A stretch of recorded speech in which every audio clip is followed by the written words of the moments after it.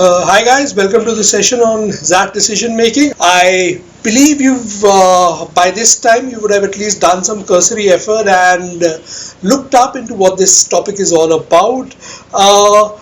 Decision making is all about understanding contexts, understanding situations, understanding case studies. What happens in these questions is normally you're given a situation, and based on that situation you've got based on the situational aspects, there are some conflicts that arise, and you're supposed to solve those conflicts or provide solutions to the situations. That is what you need to do in order to solve these questions. Is it a good topic? Is it a bad topic? Is it a scoring topic, etc., etc.? Those are all very relevant questions here. The important thing is, personally speaking, I love this section. There are a few ambiguities often in these question types. We are going to discuss that, specifically XAT 2016 and the challenges that exam posed. But other than that, it's a terrific session to score marks in a short period of time, which is very important, right? So XAT decision making, what is this section all about?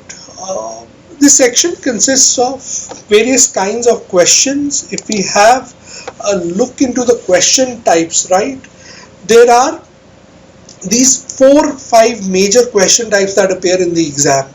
The first of those is ethical dilemmas. You're given a situation, a particularly perplexing situation where there are two conflicting answer choices. The situation has two parts to it, and it's a matter of ethics, and that dilemma is given to you and you need to figure out the right solution in that given dilemma. So that's one type of question type that you get in this question. What are these ethical dilemmas that you face in real life? I have a very tiny example for an ethical dilemma. Some of us face it. These are the kind of dilemmas that will be asked in the question there. Most of us stop on traffic lights, right? And on a number of occasions we have beggars there who are begging for alms on these traffic signals, right? So every time I'm at a traffic signal, I'm supposed to make a decision, right, whether I'm going to give some money to the beggar or not. So that is a decision that I need to make, and it's a question of my ethics. What do my ethics allow in that particular case? So in my case, what do I do in case the beggar is offering me? For example, if he's just begging on some pretense, right, that he's not well or he's sick, etc., etc., then I generally avoid giving him those alms. But if he's selling something, if he's trying to make a living by selling balloons, then I don't mind paying him $10 and buying those balloons. So that's one situation, one context, where depending upon the context, you have to change your response to that context. Why am I sharing this example? These are small instances that we are faced with every day, right? One of the instances that you guys might be facing is your maid might come up to you often and talk about how she needs money for paying the fees of her child. What will you do in that situation? How will you evaluate that situation? That situation is posing a question to you, and now in that question you need to identify the answer, right? You need to make a decision. This is what decision making is all about. Ethical dilemmas are the kinds that I talked about initially. The second and the most common question type on the exam are corporate issues and managerial issues, right? That's the most common question type that we have in this question. What are these issues all about? For example, one particular corporate issue that most companies face is increasing sales, right? So you need to increase your sales or revenue. In that situation, there might be a company and there is a new entrant, there's a new kid on the block, and your sales are falling because of that competitor.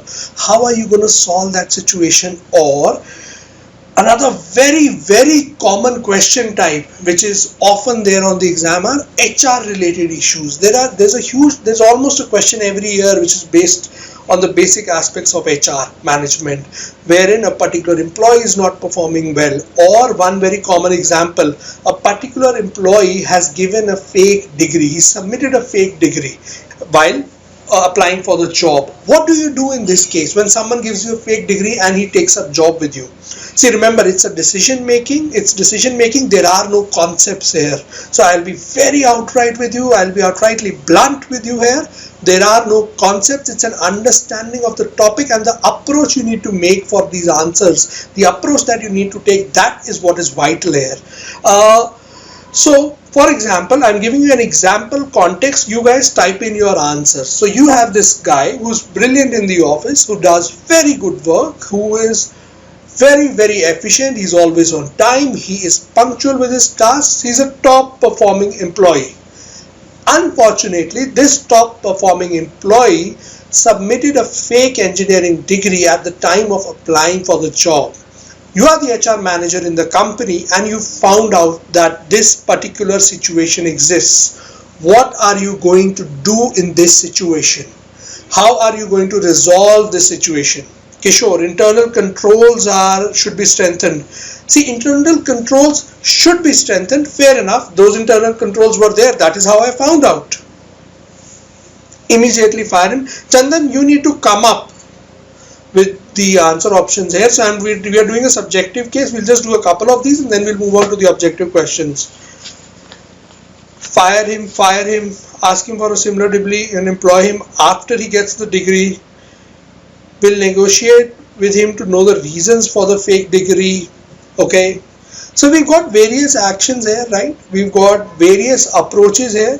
You will see that each one of us has evaluated this situation a little differently. Some of us have focused on the aspect that he's doing well in his job. So one or two of us might feel that he should be continued in his current job.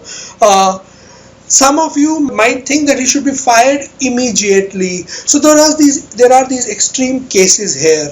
And this is where the whole question is built around, right? So there is a conflicting situation where you can take up different action points. Now, one thing is clear in this case, and one thing is absolutely clear with all decision-making questions: you cannot take the unethical approach, right? There is a small dichotomy in these questions. There is a small dilemma in these questions that while even the question setters face those questions.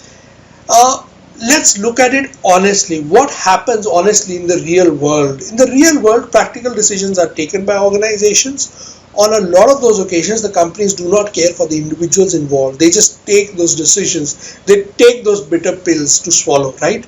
But while solving XAT decision-making questions, even though the section theoretically recommends you to be practical, you need to still take a textbook approach where you need to solve situations with the best option theoretically possible. So that is a small aspect which has to be kept in mind while solving these questions. It's a small thing, so that is something that you need to keep in mind. In this particular case, this guy, he has to be let go of his responsibilities for sure. You cannot keep such a person on rolls in the same capacity that is employed currently. Why cannot you do that? You set up an extremely bad example for the rest of the people in the organization. You create two problems for yourself. One, others will feel discriminated. They'll feel that they did not get this kind of an opportunity, that this guy is being let go of easily, right? So you create that sense of discrimination in the employees. So that creates bad vibes in the company. So you cannot you have to make sure. Second, it's an unethical act. You cannot let go of that unpunished, right? So it's about setting up that example in the organization so that no one else goes down that route. So considering that this person has to be let go of his responsibilities, Shiv, I'm not moving the slides. I'm discussing a case verbally or orally here in this case. So once I'm done with this, we will move on with the slides. So show some patience, right? A little amount of patience would be awesome from you guys, right? So let's get back to the case. So obviously this guy should be removed from his current job. A hypothetical solution could be in this case that you offer him a job or you shift him to a department requisite with his current degree, requisite with his current qualification. So for example, if he's a +2 pass, he's not an engineering graduate, then in that case you can probably shift him to that department. Or the second solution is you terminate his employment, tell him that once he gets back his degree, then he will be re-employed. Or the third solution, which will be a little lenient in this case, that you terminate him, but you make sure you assist him with his graduation. You help him out, you guide him so that he gets graduated and he feels that he needs to come back to this company. Remember, one thing that you should do in this case is he's a good employee, he's a good resource for the company, so he's valuable as well. You do not want to let go of that value while maintaining discipline. So those are two conflicting situations in this case. So you've got to figure out a middle path. Absolutely corrosion, absolutely Akriti, absolutely Charan, he did something unethical, so he should be immediately asked to let go of his current responsibilities. Preferably he should be asked to leave the company, go get the degree and come back. Why offer him that help or assistance? For the only reason that if the guy feels obligated by that help, he can come back and work for the same company again. So these are middle paths, middle options that you will get in this case, right? So these are some of the things, some of the considerations that you need to take care of. Absolutely agree with everyone here that ethics cannot be compromised with, they will not be compromised with, but you need to evaluate the answer options, right? You need to make sure you evaluate the answer options and see that if any option is offering this middle path where you retain your strong stand as well as figure out a way which will be ultimately beneficial for the company. Which brings us to a very, very important aspect here. Decision making is all about stakeholder analysis. So that's the last point as well in this slide. Every situation has different stakeholders. The case that we were discussing right now is one in which there was one stakeholder, which was the given person who cheated the company, that employee. Then there was the HR department, and the third stakeholder in this case was the organizational benefit. That is something that we forget at times. The benefit of the organization has also to be considered in the long term. What benefits the organization? So that is something that you've got to keep in mind as well. You guys might be very confused here because we are discussing a subjective case, right? So it might lead to a lot of doubts springing up in your mind. You might feel that I'm even offering conflicting advice, but you've got to make sure that you consider all the aspects. Snehashish, your question is actually an awesome one. That's something I share generally at the end of the class.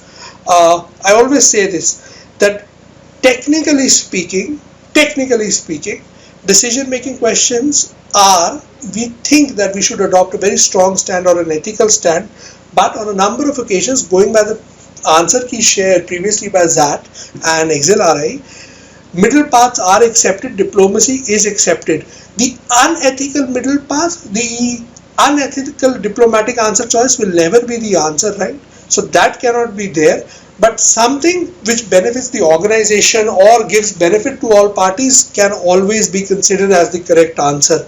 We are going to employ this when we solve objective questions, so when we are going to use all of these things. One very, very important aspect here, guys, so I'll come back to it, which is the last point on this slide, that you've got to analyze different stakeholders in a given situation. It's extremely important to do that. There are different parties in every context, right? You need to understand what is the objective of every party, and you've got to figure out a solution that gives the maximum benefit to the maximum number of parties in the situation. So if you go in with that approach where you are practically trying to maximize the benefit in the situation, it will be easier for you to figure out the answer option in this case, right? I know, I absolutely am aware of this fact that I am giving you an overload of theoretical information at this stage. Some of you might be getting angry, some of you might be getting pissed off, some of you might be yawning, and you might be thinking that this ball guy is just going on and on and on and on and on. But remember, all these are small little points that you can use effectively to solve questions. You can do that, right? Let's go on to the next slide and keep the discussion moving forward. There are 4 different types of question types. There are caselets, there are single questions, there are best courses of actions, there are perspective analysis. So those are all the different question types. We'll take up all of these question types one by one at the end when we have the questions. Nothing important here. Some very, very key pointers.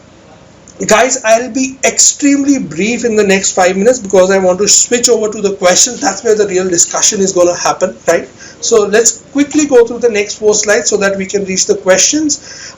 What is the approach? What are the points that you need to keep in mind when you are faced with ethical dilemma questions? Make sure you adopt the balanced views. Make sure you do not compromise on ethics. Extreme views always need to be taken very, very carefully. You need to be very, very carefully, and always remember the organization's benefits and the individual's benefits. They might be divergent, right? So you need to strike a balance. You need to match those, that what helps the greatest number of people in that situation. You will learn all of this practically. By my just saying it, it doesn't really make a lot of sense. We need to apply this to questions in order to make sense of it. Financial issues, you need to make sure you use a little bit of critical reasoning, not a lot. How many of you have studied critical reasoning for CAT? I assume most of you have taken CAT. Quick answers. And I assume that you guys had an awesome CAT exam as well. I just assume that, right? No? Well, remember there are two types of people. There are always two types of people.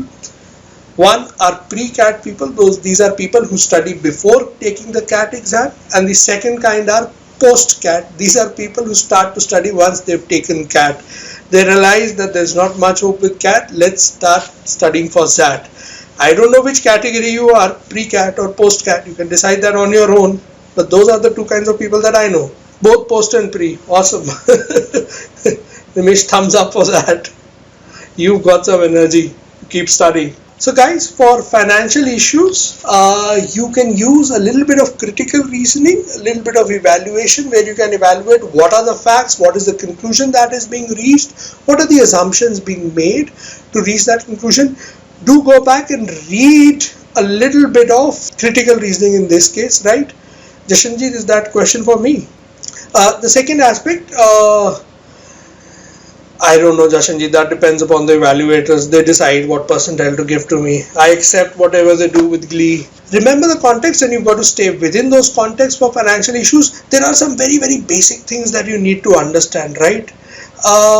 Sales increase with the increased quality of the product, or by conveying how good your existing product is. What do these points stand for, right? Anu, I will spend the last 5 minutes on my exam strategy that I adopt. The last 5 minutes of this session are going to be exam strategy. It's the simplest thing in the world, so I only need 5 minutes to talk about it. I am going to most definitely talk about it. So there are some very, very basic things that you need to understand about business, right? And these are things that I want you guys to think about. How do you increase sales in a market which is collapsing? How do you do that as a brand? That's one challenge. That's one situation that's going to appear in that market, right? How do you increase sales when you are in a market where there are a lot of new entrants, where a lot of MNCs have recently come in? That's another context, business context, that can appear in the examination. Another one common context that you can get is one very common point which can actually be there in the question. I just hope, I believe all of you are awesome people, and you will know the answer to this question for sure, but we make this mistake at times in the question. At times, the question might actually ask you how to increase the revenue of the company. On other occasions, the question might ask you to how to increase the profitability or the profit of the company. Remember, these are two different aspects. Revenue and profit are two different aspects. Revenue depends upon sales. Profit also depends heavily on costs, right? So there is a distinction there. You can increase profit without actually increasing sales. By reducing the costs, you can increase the profit of the company, right? So this is a practical aspect to a business problem that can be there. What you guys should do, and this is part of your homework, I most definitely want you guys to do that. Think of these different possible business scenarios, and what are you going to do in these business scenarios? Sales go up, sales go down, profits go up, profits go down, revenue goes up, revenue goes down, cost controlled, cost not controlled, increase in sales, etc., etc. All these aspects need to be kept in mind. Prithvi, I'll just read your question for a second. Prithvi, for all of decision making questions, it's a universal rule. Since this is, and I'm going to repeat this once and all for all, since this is a textbook decision making section. When I say textbook, what I mean is it's given to you in a textbook format. You're supposed to select the best possible answer in the given case. You cannot select unethical answer choices in the exam. So answer options which are blatantly unethical, which adopt wrong practices for business gain, those are not to be adopted. Those are not to be selected in the examination. That's I think probably the only blanket rule in the XAT decision making section. Other than that, there is no blanket rule. So ethics is the only thing that you need to keep in mind, and make sure that you're always ethical in your behavior. Let's go back to the next type of slides. Approach for managerial issues. The most common managerial issues are HR related issues. What are the different kinds of HR related issues that you can get? Guys, I'll just come back to the questions for a second. So if you can just pause for the comments, it will be help me out. Just let me complete this slide and then I'll come and view the comments. What are the different kinds of managerial issues that people face? The most common managerial issue is the HR ones, the HR related with respect to people. People might not be happy about the salaries. There might be erring employees who are not following company guidelines, whose behavior might be an issue for these. What are the different kind of people that need to be recruited by the companies, etc., etc.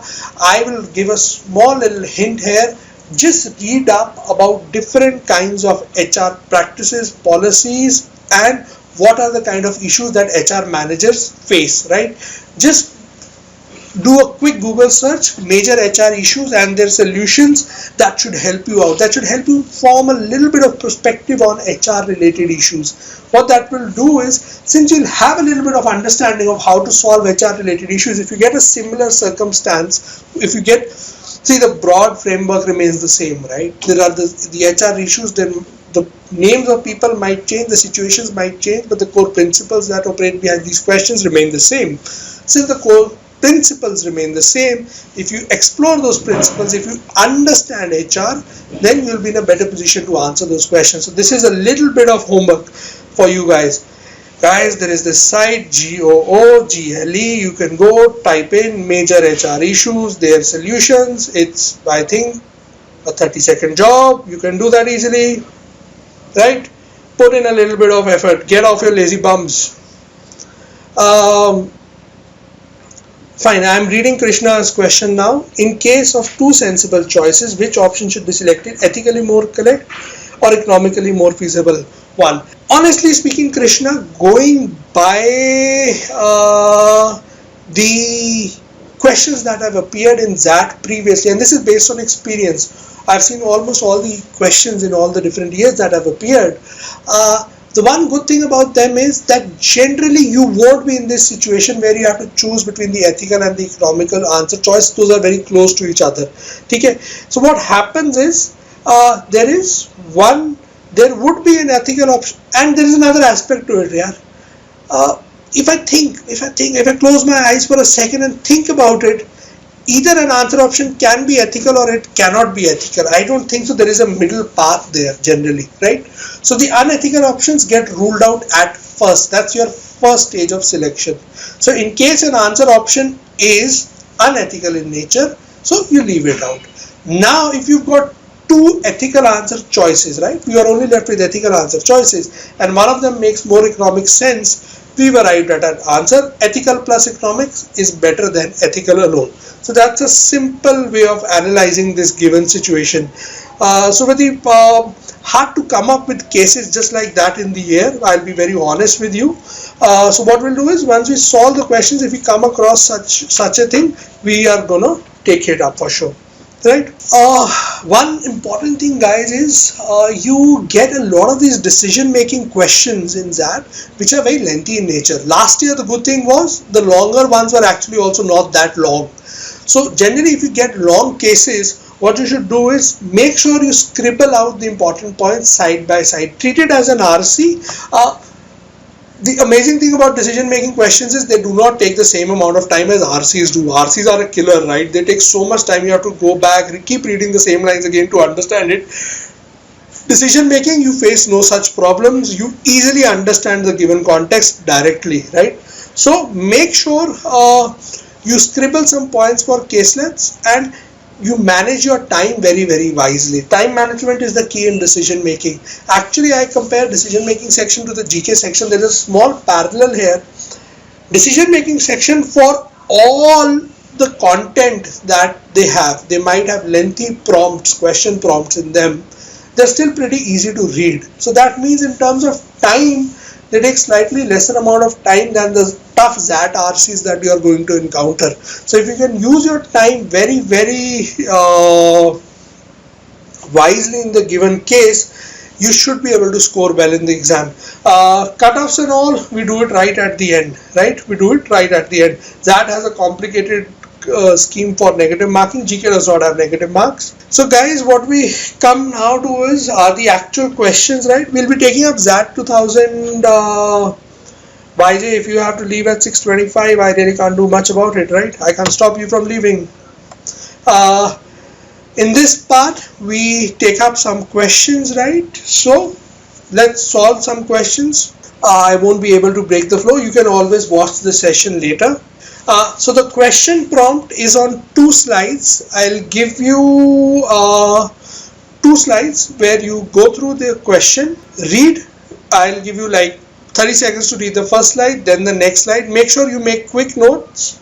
And my name is Prashant. I run the website wordpundit.com. That's what I do. Answer question numbers 1 to 4 on the basis of the information given.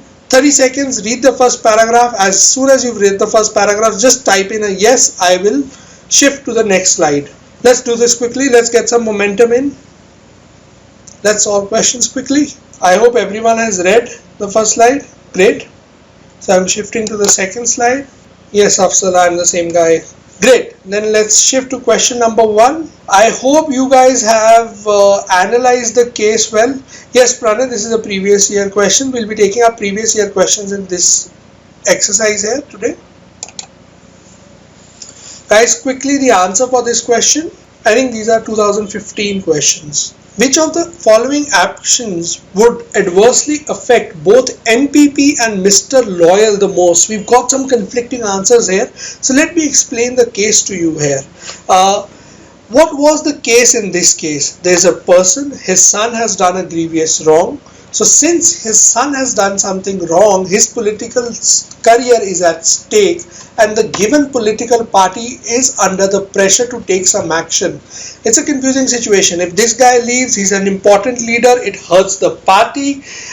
If the party keeps him on, there might be negative public opinion. It might again hurt the party. So the party is unsure what to do. And for the person concerned in this case, if he loses the party, he loses a little bit of backing. So there is both ways, there is a lot to lose in the given situation. Actually, there is not much to gain. So which of these actions would hurt the party the most? In this particular case, option number C is the correct answer. Expelling Mr. Loyal from the party with immediate effect. What will that do? It will make sure that there is enmity between Mr. Loyal and the party, right? It would also mean that Mr. Loyal now acts against the party. So the party is at a loss. For Mr. Loyal to be expelled, it's the worst possible case. Remember, the question is not Mr. Prodigal. The question is which one of the following actions would adversely affect NPP and Mr. Loyal the most. So you've got to keep the question in mind. Option A is rejected, taking no action against Mr. Loyal. That's good for Mr. Loyal, that's bad for the party. You need an answer option which is really bad for both. Option number B, suspend Mr. Prodigal from the party with immediate effect. It is bad for Mr. Loyal and can cause Mr. Loyal to react, but option number C is the even worse one, right? So we need to select which would affect adversely both the most. Option number D, ban Mr. Loyal from entering party premises till completion of the court proceeding. That's almost an idiotic answer option, right? How would banning someone from entering the party building amount to substantial action? So that is not the correct answer in this case. Initiate an internal inquiry to find the truth. That does not affect Mr. Loyal actually. That's covering up the situation. So that will affect the party negatively. So the only option which is negative for both the parties concerned in this case, that is the political party NPP and Mr. Loyal is option number C, right? That is the option. See, you've got to specifically focus on the question. Ethics is not the question here. The question is which one of the following actions would adversely affect NPP and Mr. Loyal the most. Ethics is not even being considered here in this case, right? Let's come, Ridit, that's a question that we'll have in the following slides.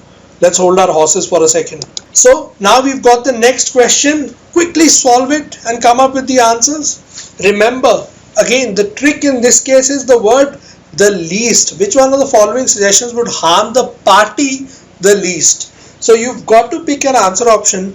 How would the party be harmed the least? What is the situation in this case? The situation is that there are two possible things which can go against the party, right? So one is the public perception, which has to be managed, right? So if you do something, if you take no action against Mr. Loyal or Mr. Prodigal, in this particular case Mr. Prodigal is the person in concern. So if you take no action against Mr. Prodigal, the party is perceived as a weak party, the party is perceived as a corrupt party, and the public is, there will be a negative backlash. So some action needs to be taken, right?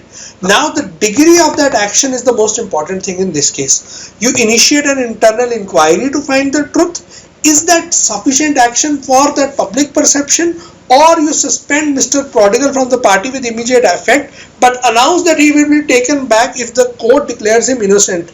Now one very, very important aspect in this case, the matter is already being investigated. In this case, the inquiry of the political party does not stand for much. The public is not going to look into that inquiry, right? So that inquiry accounts for nothing. If the official police inquiry or the court inquiry, etc., of the official proceedings, they come up with the verdict that this person is guilty or is not guilty, that is what matters in this particular case. So what does the political party do in this case? It takes a token action that instills public confidence. Absolutely right, Hriday, which is option number D. So they take a little bit of action, they show it for the public that we are doing something, yet they also at the same time say that if nothing happens in this case, if this guy is innocent, we will take him back. So what this will do is, this will make sure Mr. Loyal stays in the party, that Mr. Loyal does not feel that he is being persecuted or he is being hounded by the party, as well as it gives an impression to the general public that something is being done. So you achieve a best of both worlds situation in this case. Option number C does not account for anything substantial. That is why there is no action being taken in this case. It can easily be said that inquiry is a sham in this case. No action has been taken. So how do you satisfy the general public? That's why option C is rejected and option D is selected in this case. So guys, let's shift to the next question now. Question number 3, quickly come up with the answers. Guys, type in the answers once you are done. Oh, sorry, I am extremely sorry. I'll have to go to the next slide as well, right? So just make sure you have the answer. So now the question. So I will go back to the previous slide, right? I will do that. Just what you can do is, I will, Swati, I will most definitely go back. Just quickly note down the answer options on a pen and paper, right? So just quickly do that and then I'll go back. Just quickly note down the answer options. So which one of the best combinations would best strengthen the claim of Mr. Opportunist? The first thing that you always do in these question types, identify what you need to achieve. In this case, now you need to go out all out in support of Mr. Opportunist. The correct answer in this case is option 2, which is statements 1 and 4. See, you need to make sure you strengthen Mr. Opportunist, right? So how is Mr. Opportunist's claim strengthened in this case? If he proves that Mr. Loyal should not be there and I am a good candidate. Those are two aspects that you need to put forward. Statement number 1 does that Mr. Loyal's candidature in the upcoming elections will be adversely impact NPP's chance. His name is being tarnished. Second statement which will do that is statement number 4. I have a lot of goodwill and significant followers in the constituency. These are 2 points which provide strength to his claim. So that is why these are selected, right? Statement number 2, the party should call a press conference. This has no impact on Mr. opportunist claim, right? This has an impact on the party. Third, the party would not be able to take strong disciplinary action against Mr. Loyal if he gets re-elected. If he gets re-elected, why does the party need disciplinary action? The party has been benefited, right? In spite of this case, he has been re-elected. So statement 3 makes no sense. Statement 5, none of my close relatives are into active politics. So what? That is not your claim to fame. You cannot say that give me the ticket because of this reason. It has nothing to do with the given question. So we've arrived at the correct answer. This was an easy question. In case you answered this incorrectly, in case you did, so make sure you raise your right hand, take it a little to the side and swing it on your cheek. You should have gotten this correct. Let's shift to the next question now. Today I normally say this in Hindi, so in English it did not quite have the same impact. It lost that signature impact. So if you were here in a physical classroom, right? So if you were sitting right here in front of me in the classroom, so what I would have said was, वो जो सामने खिड़की दिख रही है ना, वो खिड़की खोलो और उससे कूद जाओ, ठीक है? So that is what I would have said in the physical classroom. So that has real impact. Here we've lost that impact. Right? Quickly read this question. Read the question. Quickly read this question. Great. So you've read the question, you've understood the question. Now I'm moving to the answer choices. What does resurrect mean? Guys, pitch in with word meanings. You guys need to come up with the meanings. Who's going to answer that? Restore. Great, Janvi. Awesome. So guys, what would resurrect the political career of Mr. Loyal? C or E? C. Some of you are answering C. C or A, guys? One final call. D. Okay. The correct answer in this case is option number A. You do not need to think about the party. The party has kicked him out. So what does he need to do? In this case, he needs to go and win the elections. Remember, what does the question say? The question says, which one of the following options is most likely to resurrect Mr. Loyal's immediate political career? His immediate career needs to be restored. And how do you achieve that? How do you do that? You can only do that by making sure he wins the election, the given elections, the said elections. That is the best way of proving that I am still in power, that I still hold all the aces. And that is what option number A does. It clearly states chance of winning is high. So that is there. So if he wins, then there is nothing. Kishore, there is no ethical conflict in this case since he's already been told by the party. The party says the disciplinary committee has decided to suspend Mr. Loyal from the party because they felt he was influencing the judicial process. So in this case, Mr. Loyal, that is an awesome one, Sukanya. Mr. Loyal does not need to be loyal anymore. In other words, I've forgotten the name. How can I do that? It was what? I think it was Sonam Gupta Bevafai, hai na? Sanam Gupta. Just correct me on that. Yeah, Sonam. So I can see a lot of guys pitching in here. All of a sudden, I touched a nerve with all the guys in the class. Let's look at option number C. Ask his followers to support the NPP nominated candidate and display his loyalty to NPP. That is stupid.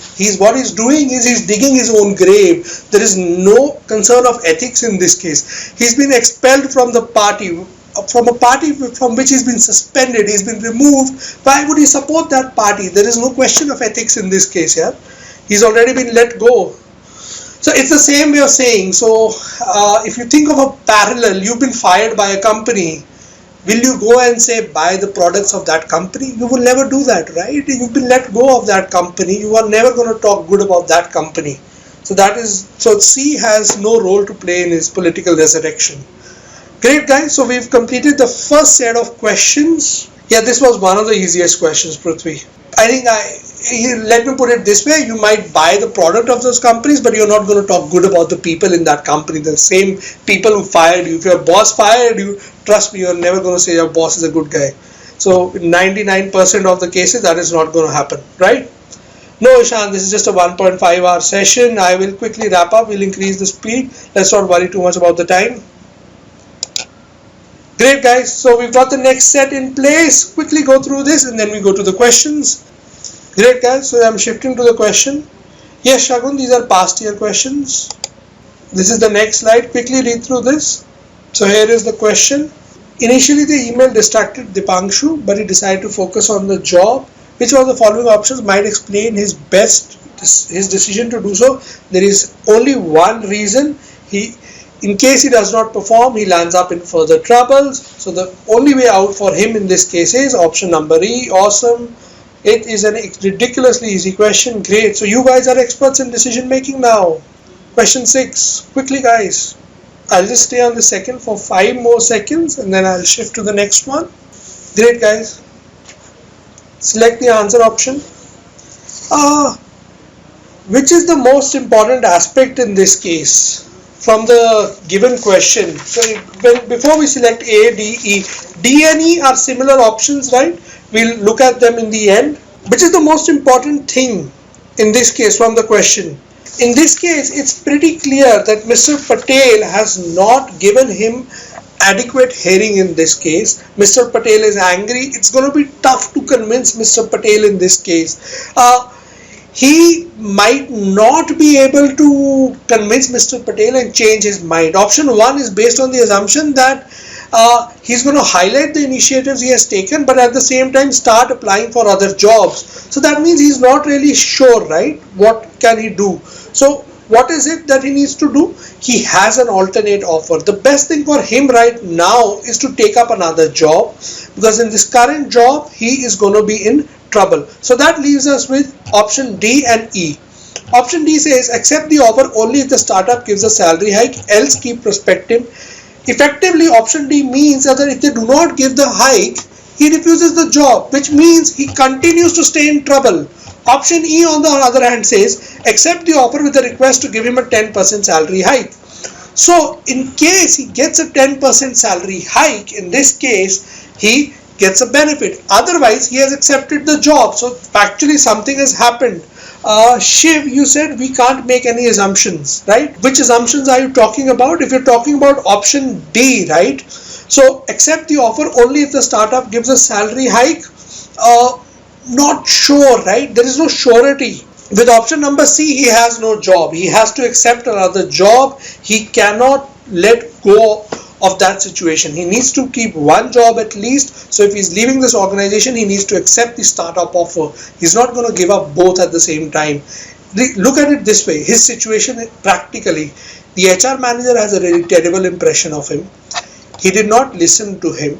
Now he has a job from another company, even though it's a startup. So there is an element of risk implied in this case, but he does have another job. What should he ideally do in this case? He should accept that other job because this one is not going great. So that is the best thing that he's got to do in this case. Yes, Pratik, D and E were close, but D actually means that there's a 50-50 chance of him accepting the job or not. E means he's going to accept the job. Devesh, practically thinking in the given situation, they've given you an option, right? They've given you an option and they've specifically stated that he has another offer with comparable salary. That context has been provided to you.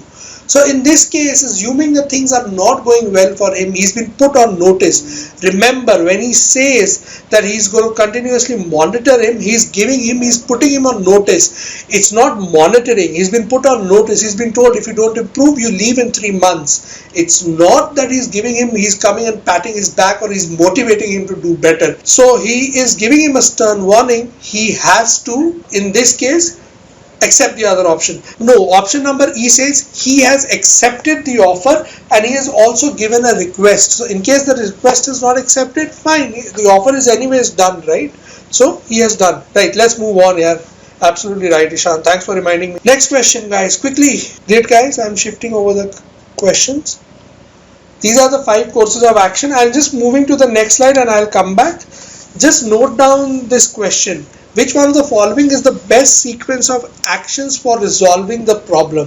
Just note this down and then I'll shift back to the previous slide so that you can answer the question. Great, I'm shifting back to the previous slide. The best sequence of actions, guys, you can type in the sequence itself. 1, 4 and 5.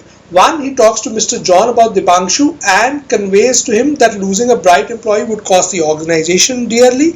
Then 4, catch up with Dipangshu during the coffee break and convey that the organization values him. Option number 5, make them sit face to face and then clarify the whole situation. So it's basically what he's doing is he's going and talking to both the parties and then bringing them together on the table to resolve the issue once and for all. Awesome, all of you got it right. Brilliant job done. Absolutely brilliant, right? So let's move on to the next question. I think most of you got this question right. Anyone has any doubt that you need to discuss? Why not 2, 3, 5? Catch up with Mr. John during coffee break and convey that Dipangshu has a very good track record.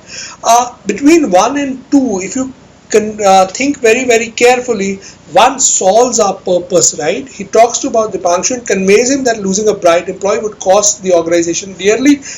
1 clearly states that Mr. John is wrong, clearly implies that Mr. John is wrong and is corrective action for his wrong actions, right? That is required in this case. That is why we need to take up 1.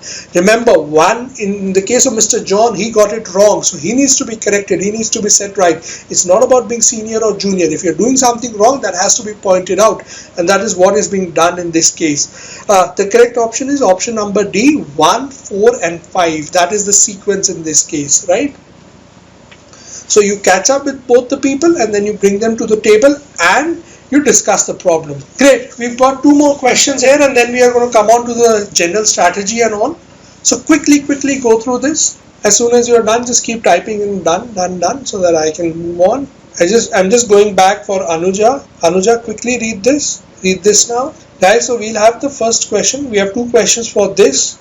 I want you to get this question absolutely right. Otherwise, I'm going to kill you. So what you need to do, you need to make sure that Arbit now also gives up on this idea. That is what you need to do. You need to pick up a negative answer option, an answer option which provides you with a seed of doubt in this case. Which is that answer option which provides that seed of doubt? Option number A. Anyone has any other options, any doubt? Quickly ask their doubt. Has to be A. Ishan, absolutely right. High five. Great, awesome, easy one. It's a sitter. Guys, answer in this case. Option number A, we rule out because other companies do not matter in this case. I need to reduce uncertainties, which will help, which will prove that there's going to be profit in this technology. Okay.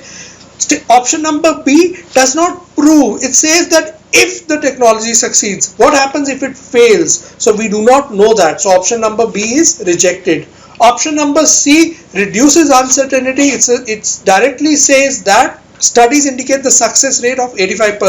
Richa, I can absolutely explain the question. The question says, in order to sell the technology to Mr. Arbit and Mr. Boring, Mr. Xanadu is thinking of 5 possible sales pitches. Which one of the sales pitches would reduce uncertainties the most for Mr. Arbit and Mr. Boring? Which means you've got to convince them to buy the technology. What is going to convince them to buy the technology, right? Statement C says, preliminary studies indicate that success rate of the technology is 85%. It's giving you a valid fact. It's giving you some information which is going to be useful in determining what is the probability of success. Only option C gives that. So that's why option C is the correct answer in this case. Guys, got it? Should I move on to the next slide? Absolutely, Chandan. Guys, if D, option number D, corrosion. Why not D? Okay. The R&D team of ITS is working to counter any possible downside of the technology. Option number D is actually a brilliant one, right? You need to think very, very carefully about it. It does not say that the technology has started working. It says the R&D team of ITS is working to counter any possible downside of the technology. So it means it's working towards any possible downside. It is not saying it will. So if it was that the R&D team is going to come up with a solution which is going to get rid of all the downsides, perfect answer in this case. Option number D still keeps that element of uncertainty there. You've got to reduce uncertainty. Uncertainty can be reduced by proving that this is going to be a success. Option C does that for us, and that's why it's the correct answer in this case. Yes, Angad, there is a 15% case. With C, it's 15%, right? With D, it's possibly 100%. So the element of risk is far higher in option number D, and that's why it's ruled out. Option number E, I'm 100% sure none of you selected that answer option. It's a stupid answer option. So I'm sure we've no problem with that one. I don't need to explain that. Chandan, it's not 60%, so we don't have to worry about that, right? Guys, let's solve one more question, right? This will be the last set for today, and then we're going to talk about general strategy. Just 15 minutes remain in the session. We should be done in 10 to 15 minutes. If you solve quickly, we'll be done sooner. Read this set? Corrosion, I'll be only talking about decision making today. Extremely sorry for that. Read the next slide. Guys, on your request, going back to the previous slide. None. I'm moving to the next slide. Quickly read through this. Great. The question is this: which one of the following set of options would support Ram's argument of not using organic vegetables? So write down the options for this question. Right? You've written down the options, guys. So let's shift to those options. So which out of these support Ram? You need to support Ram in this case. Remember that. Statement 1 should be there in the answer. Quickly tell me the statements. Now this is where there is a really interesting thin line here, right? It's extremely critical here to understand that the use of organic vegetables in this case, is it a matter of ethics or not? It's a simple question to you guys. Using organic vegetables or not, is it really a question of ethics? Actually, it is not a question of ethics. It's just using better ingredients for your product. It's your wish, right? Whether you want to eat out at a place which serves normal vegetables or which serves organic vegetables. There is a divide in that. So it's about personal choice in this case. It's not an unethical business practice in this case per se, right? Now, if you look at it, statement number 1, organic vegetables might be a big success at Connaught Place, but awareness about organic vegetables is low among Panipat customers. It definitely supports Ram in this case. Statement 2, the Connaught Place model can be implemented in Panipat provided the business is prepared to face the consequences. This goes against Ram. Statement 3, many high-end restaurants in Panipat use organic vegetables, so using organic vegetables will not be a differentiating factor. Again, it supports Ram. Selling prices of dishes is significantly lower. Organic vegetables, lower profits. Again, it supports Ram. Premium quality organic vegetables are not easily available in Panipat, which gives Ram another reason not to serve them. So it again serves Ram. So 1, 3, 4, 5 support Ram in this case. Next question, guys. Mohan sought feedback from few of his businessmen friends who were familiar with both the branches. Here is what they said. 4 businessmen and their views. Read the views and then the question will follow. The question does not have those statements to choose. So quickly read this. So the question is, if Mohan thinks all of these are valid concerns, which one of the following actions would be best for the business? Quickly read the options. I'll go back to the previous slide. We've got some debate in this case. B or D? You've got to be really careful here. So guys, we've got B and D, the confusion between B and D. Quickly make sure you remember these two options. I'm going back to the previous slide now. Then you guys are going to think about the answer again. So in this case, what is given clearly to me is customers of the two places are very different. So their nature is different. So Mohan, effectively businessman 1 is telling Mohan that don't use the same strategy in both the places. Second thing is telling me is that people are very happy with Ram. So that means Ram needs to be in Panipat. Statement number 3, Panipat branch does not use the same quality of ingredients but maintains good hygiene and taste, which means they can continue to operate in the current manner. Statement number 4 says, who knows, tomorrow the customers of Panipat might also appreciate what Connaught Place customers appreciate today. So in future there might be a need of organic vegetables or branding it in the same manner as the Connaught Place restaurant is. So future there is a possibility for that, right? So the only consideration here is future requirements might be different. Currently people are happy with Ram and the way he does work, right? So now two options are not worrying about ingredients as long as the business grows. So it says he might put anything in the dishes. Mohan should not worry about the situation. Option number D says name the Panipat branch as Ram and changing it back to Mohan's when needed. Now make sure you remember the original question. What is Mohan's concern in this case? What is Mohan's primary concern? What happens often is we are misled by this question and we forget the original prompt itself. That original prompt has to be also remembered. In the original prompt, Mohan was concerned that his brand name, his branding as Mohan's, is connected with organic vegetables. So if he takes that out of the picture, it does not remain as Mohan's, right? So that is something which has to be considered as well. So considering that, in this case, the best option is option number D. This was one of the closest questions. I think this is the only question where we've had a 50-50 split between the two answer options. In this case, the correct answer is option number D. It requires very, very careful answer. Yeah, training Kishan to replace Ram should not happen. People are happy with Ram. Bringing Ram to Connaught Place branch again should not happen. People are happy with Ram in Panipat. E, asking Kishan to run the Panipat branch. Why would you do that when people are happy with Ram? So A, C and E are ruled out directly. Right? So last question for today. Quickly go through this quickly. Which of the following actions would be the best for the future of his business? Option C is ruled out. It's the worst possible options. He cannot close it down. The business is doing well. Option E is ruled out. Why hire a new person?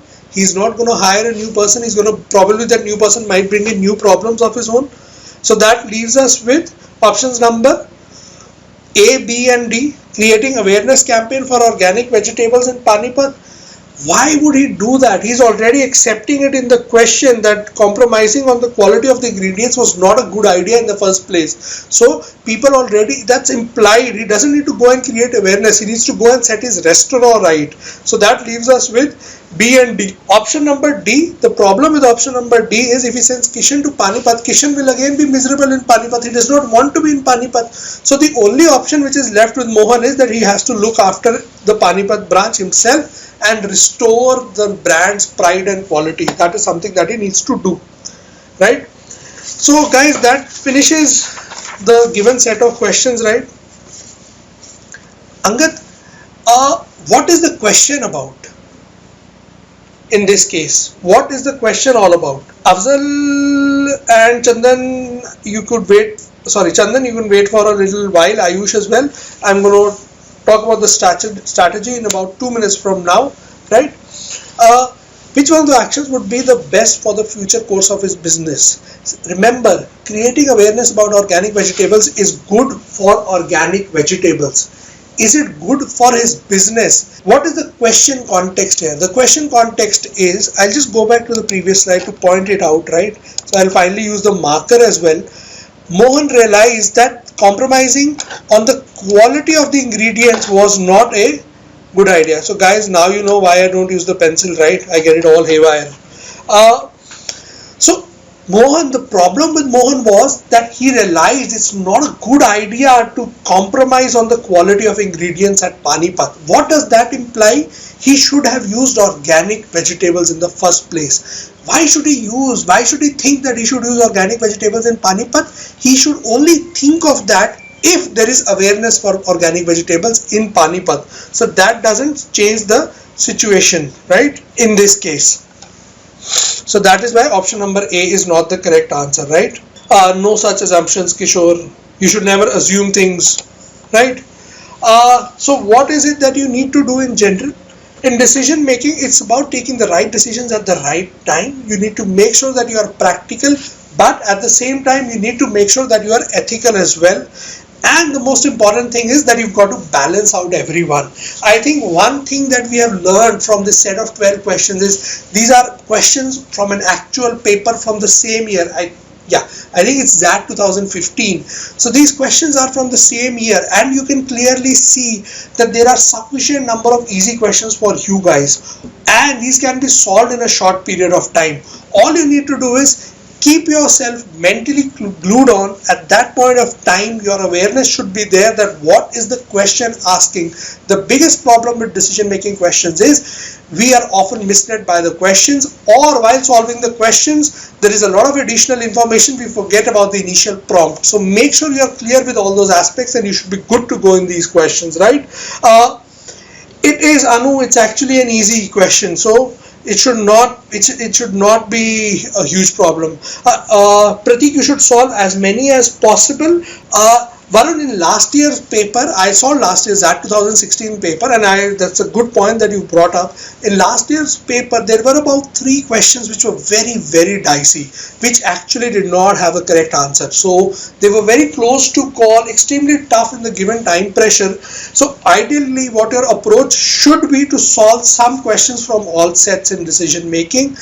In case you are running out of time, you should leave out the longer passages to begin with and come back to them later. So that is something that you should do. Afzal, all such information is available on the Hitbullseye site. I do not remember the accurate number of statistics, attempts, etc., etc. XAT previous year analysis, scorecards, all information is in the XAT Prep Hub. So you should do that. Pratik, generally if you push yourself, if you are mentally alert in the exam, you will have time to read majority of the sets. I like this question type generally, and you are able to, one can read the question types easily, right? One thing that I had to share to end the class was my exam strategy, and I said it will take 5 minutes. Actually, it will take just 1 minute. My exam strategy has always been very, very simple, right? I know what are my strength areas. I know what I'm good at. For example, in mathematics, I know I'm terrible at, I suck at geometry, right? I'm not good at geometry. So what do I do as soon as I see a geometry question? I move on to the next question. I'll come back to it later if I have time. The only objective in the exam for me is to solve the maximum number of questions I can solve. My race is not with the person sitting next to me. My race is not with my friends. My race is not with the toppers. My race is only with myself in this case. I am only competing against my own self. And how am I competing? I need to solve the maximum number of questions. So all I do is, if I'm getting stuck somewhere, I just leave that question, move on, find the next question. All of you will agree with the fact that once we come out of the exam, we always have a feeling, shit यार वो 5 question छूट गए, वो मेरे को बहुत आता थे, वो सेट छूट गया, मैथ्स में वो 4 क्वेश्चन थे, वो तो बड़े आसान थे, वो मैंने क्वेश्चन देखे ही नहीं. That sentiment of leaving out that vital stuff in the exam, that is something that you need to rectify. Make sure you do not leave out the easy questions. You identify all such easy questions. Your only purpose in a paper should be to solve the next easy question that you find, and keep finding more such questions. As far as what you should do for decision making, Devesh, you should actually try to get through the whole section. In case you are stuck between 2 answer options, leave it for once, come back to it later if you have time. You should solve all previous year questions. Guys, for decision making, just solve all previous year XAT questions. That is more than enough preparation. You don't need to do anything else. Ayush, previous year XAT questions are great. Anga, thanks for the feedback.